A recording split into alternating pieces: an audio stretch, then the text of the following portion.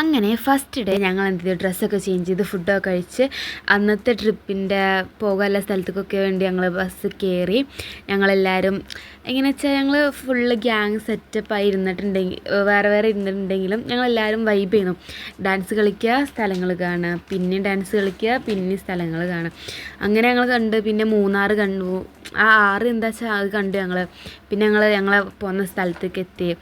അവിടെ വെച്ചാൽ കൂടുതലും ഈ ഭയങ്കര എന്താ പറയുക, പ്രകൃതി രമണീയമായ സ്ഥലങ്ങളായിരുന്നു.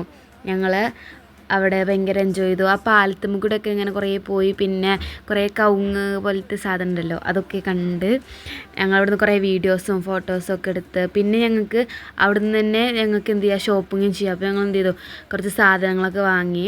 ഞങ്ങൾക്ക് മൂന്നാൾക്കും വേണ്ട കുറച്ച് സാധനങ്ങളൊക്കെ വാങ്ങി. എന്നിട്ട് പിന്നെ എന്ത് ചെയ്തു, ആ നടന്ന ക്ഷീണം ഒക്കെ കൊണ്ട് ഞങ്ങൾ വണ്ടിയിൽ വന്നിരുന്നു. പിന്നെ ഞങ്ങൾ ഫുഡ് കഴിക്കാൻ പോയി. ഫുഡ് ചെബല് പാക്കേജിലുള്ള ഫുഡ് ഒക്കെ ഭയങ്കര ടേസ്റ്റി ഫുഡാണ്, ഭയങ്കര ക്വാളിറ്റി ഒക്കെ നമുക്ക് ഇഷ്ടപ്പെടുന്ന ഫുഡാണ്.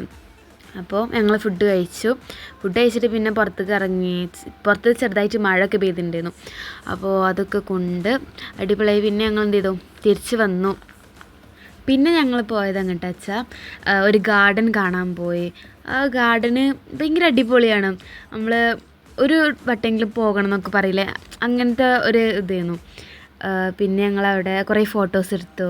ഫോട്ടോസാണ് എല്ലായിടത്തും പോയ മെയിൻ. പിന്നെ ഞങ്ങൾ 3 ആൾ കഴുത്തിലുണ്ടായിരുന്നു ഈ സാധനം. പിന്നെ ഓരോ കോപ്രായം കാട്ടി ഞങ്ങൾ ട്രിപ്പ് ഫുള്ള് വൈബാക്കാനാണ് ഞങ്ങൾ നോക്കിയത്. പിന്നെ അതിൻ്റെ ഇടയിൽ കൂടി ഫുഡ് നല്ല രീതിയിൽ നടക്കുന്നുണ്ട്.